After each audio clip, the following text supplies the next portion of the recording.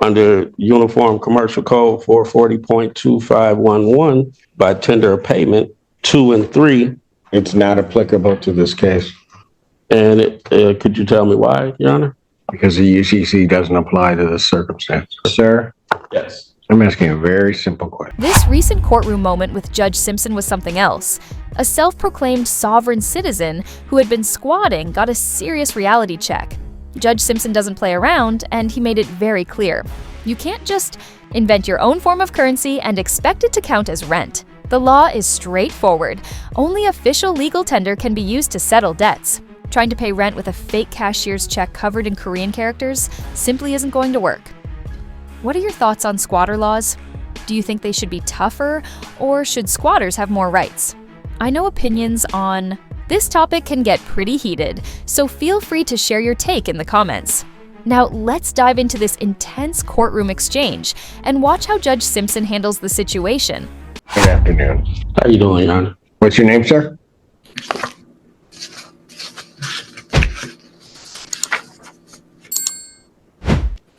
What is the claim in this case?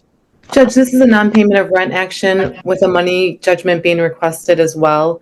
I'm showing that rent is due in the amount of $1,588, court costs of $217 for a total rent retained of $1,805. And sir, Yes. how do you intend upon paying this? So, Your Honor, I actually tendered payment to Group 5 Management on November 3rd. And my form of payment was refused. Was what? My form of payment, she refused payment. What was your form of payment? A cashier's check. I actually have the voided check here. And I'm asking for You had a Yes. cashier's check? Let me see. If this is also the refusal in the email from the landlord. All right.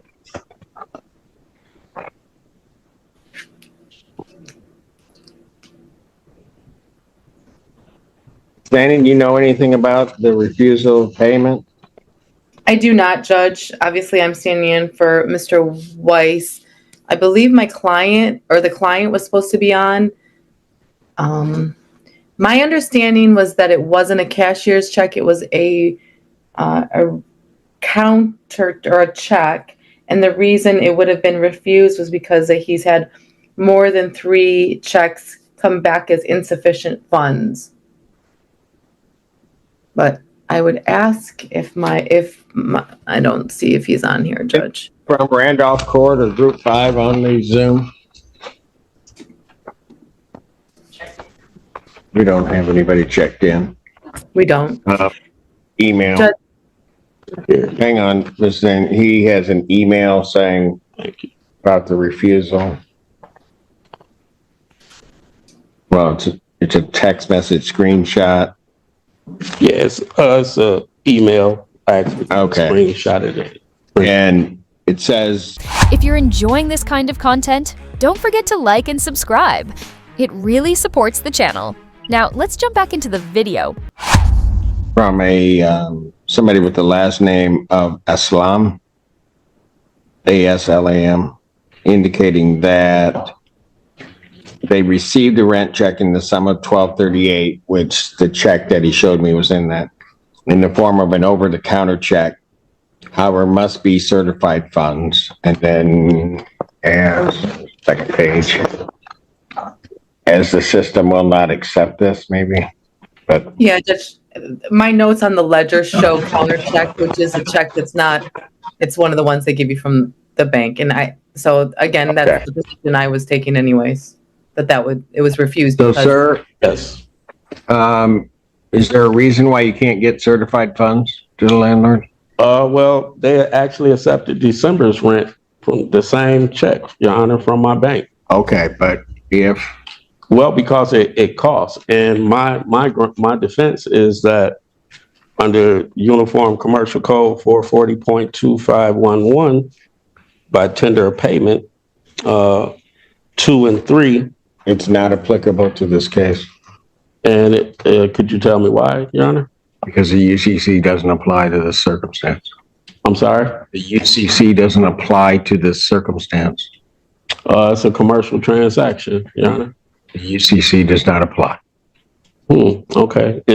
So where could I find this at that says that this isn't a commercial transaction? That would be your assertion. I'm telling you it doesn't apply to this. Just for my understanding that the Uniform Commercial Code governs all commercial transactions in commerce.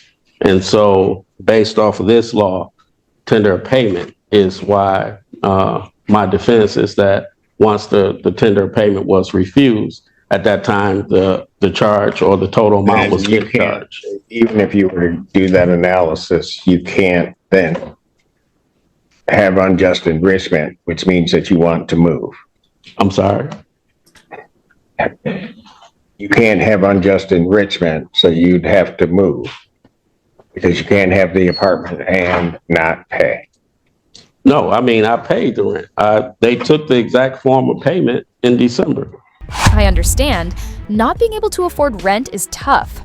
We've all had hard times, but handing your landlord a fake cashier's check isn't going to fix anything.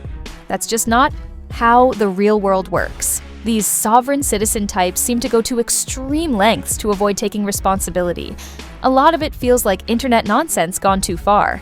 And for some reason, a lot of these wild court cases seem to happen. In Michigan, people arguing with judges using online screenshots or trying to pay with Monopoly money. It's hard to believe, but it's real. Let's get back to the video and see how the judge handles this one. Sir, are you going to tender a check or no? Or certified funds to them? I'll tender payment.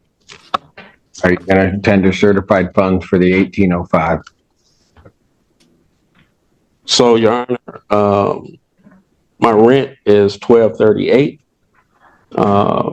and just the extra $700, $600. I'm not sure where it's coming from, but if they accepted the rent payment and from my bank in December, I don't know why they wouldn't accept it now. They refused November, and then they accepted December. Sir? Yes. I'm asking a very simple question. Yeah. Are you going to tender certified funds to them in the amount of 1805? I will surrender. I will submit funds. Certified funds to them. I plan to. It costs me to do certified, so I would. As does I would the like NSF transactions that they've had in the past. So that is my question to you. Are you going to submit certified funds I'll submit certified funds. in the amount of 1805? I like to debate that amount because I'm not sure where that amount's coming from. My rent is $1,238. In court costs, I'm not sure what the other $600. All right, here's what I'm going to do. Yes. Defendant to submit $1,238, which at this point is the undisputed amount in certified funds to the landlord no later than December 29, 2023. And then we will look at the disputed amounts. I will adjourn this matter to January 5th, 2024 at 2 p.m. And I would just note to you, Mr. Smith, that if those funds aren't in, I'm not hearing any additional argument. I will be granting a judgment, which will be for their full amount, plus what will at that point be January's rent. Your Honor, also, the 4th I have to work, so every time that I'm coming here, I'm having to take off of work. And Sir, I cannot help that. I mean, is there a way that we can set a different date? That is my next day. Okay. Thank you. Thank you, Your Honor. I guarantee the next time we see this guy, he'll be right back in court all confused like, "But Your Honor, I gave them a piece of paper that said $100 or $200 on it." Like, bro, come on.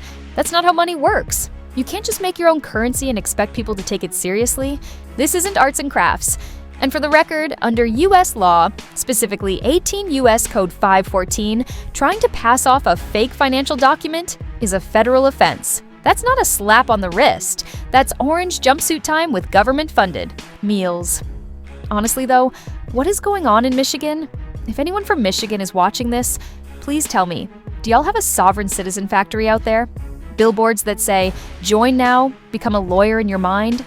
Because every courtroom meltdown lately either starts with, I don't consent, or ends with, you have no jurisdiction over me, and it's always in Michigan. Anyway, that wraps up today's wild hearing. Let me know in the comments. Did Judge Simpson handle this fairly, or do you think he should have gone harder? Thanks so much for watching, and I'll catch you in the next one. Take care, everybody.